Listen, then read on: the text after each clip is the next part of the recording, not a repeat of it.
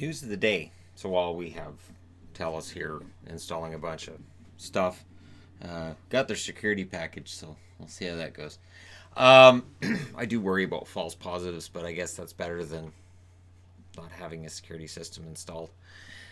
It's weird. 5 years ago, I had a channel that nobody was looking at, and I used to joke that if anybody had broke into my old apartment, they just would have felt bad for me and left me some change behind, or figured, oh, we can't ransack the place. Somebody already beat us to it. So let's get into the news of the day, shall we? Montreal Canadiens. And I'm not wearing a Montreal jersey because I'm well aware that when I wear a Montreal jersey, the Montreal fans would go, he jinxed us. So Anaheim, who are kind of down and out and kind of accepted things, I figured, well, I haven't worn this Ducks jersey in a while. And so I might as well throw that on for the video. Now, there's a lot of speculation with Montreal. I feel bad for Habs fans right now because the speculation's it's ridiculous. First off, there's a local reporter in Montreal stirring stuff up, and it's been picked up by the mainstream through Sportsnet media and TSN. Shea Weber, Carey Price. He's like, yeah, the Habs should trade these guys, and I'm thinking, who's touching that Carey price tag? And apparently Larry Brooks is saying Carolina should take a look at it. All I think of when I see Larry Brooks' name is what John Tortorella said to him at that press conference. And that's basically all you need to know about that. Weber and Price, I can't see them going anywhere. I could see them at some point approaching Shea Weber and saying, look, do you maybe want to look at it if we eat some cap? Do you think do you want to think about it? Because he's 34, right? He may be of the mind to want to win now, but I'm not sure how many teams would line up for him with that contract. That's pretty prohibitive. And then with Price, his contract, I think, makes him really difficult to trade. And not only that, but then what does Montreal do? So you've traded Carey Price. Ta-da! You don't trade a guy just for the sake of trading him. So we'll see. And then the UFA contracts, Kovalchuk, who just arrived, Scandella just arrived, and Nate Thompson. So I'm not sure that brings you back a whole lot if you're Montreal either. And then if they decide to get rid of somebody who's expiring next year, Tatar and Petrie may be on the block.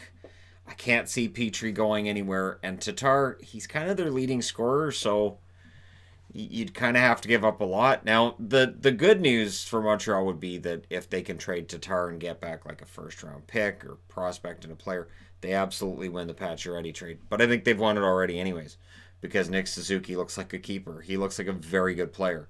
So, not throwing any shade at Pacioretty or Vegas, I already think that in terms of that trade, that's one that favors Montreal. And speaking of Vegas, they would need to move money if they're going to add. So there's talk about, Vegas wants to add. Okay, but there's no cap space, so they're going to have to move somebody. And Eakin, Reeves, or Holden are the ones that are being speculated as players that could make cap space, per Jesse Granger in The Athletic.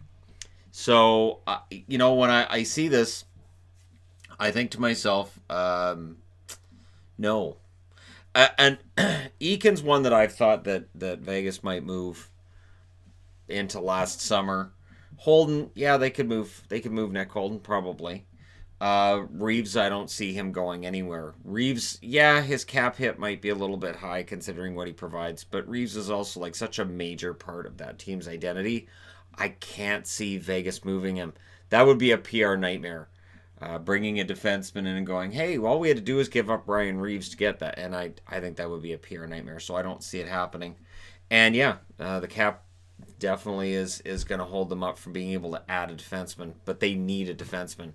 So their name will be tied to any defenseman that's available. So if you're a Vegas fan, look for over the next 5-6 weeks a lot of defensemen being tied to the team who likely never end up playing for Vegas.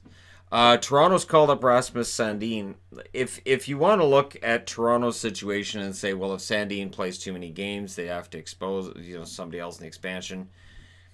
Honestly, Toronto needs to win, and they need to get that blue line straightened out. And Sandin being called up is the best move right now, and it's only a matter of time before Liljegren's getting games as well, because they've got to figure out what they're going to do with that blue line at the deadline, and B, you have to know where these guys are at in their development so you can figure out, okay, all of our defensemen have expiring contracts. What are we going to do this summer?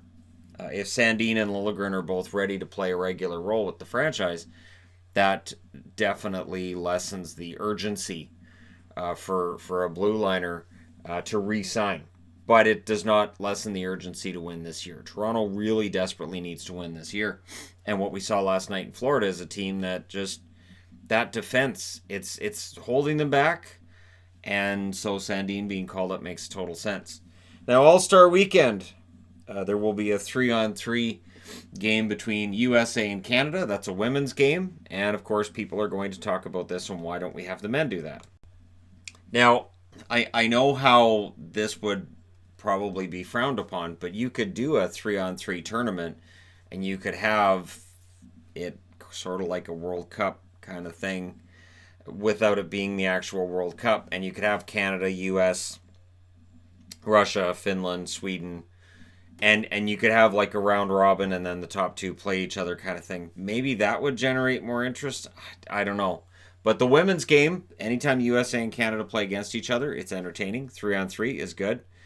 We know the women can skate, so that's going to be a fun little game. I know there's going to be a lot of people saying, I don't want to watch that. Well, then don't. It doesn't harm anybody, and it gets them out there. The NHL definitely wants to promote the women's game, but it's got to figure itself out first. They don't want to get involved during all this striking, boycotting stuff. They don't want anything to do with any of that.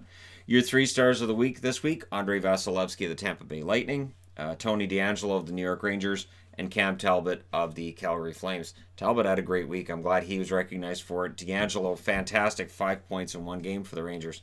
He had that whole week in that one game, I swear. But he's had a very good season. Best value contract in the league. I know, he only plays one way. What a way that is. And so those are your 3 stars. And we'll see how they do next week.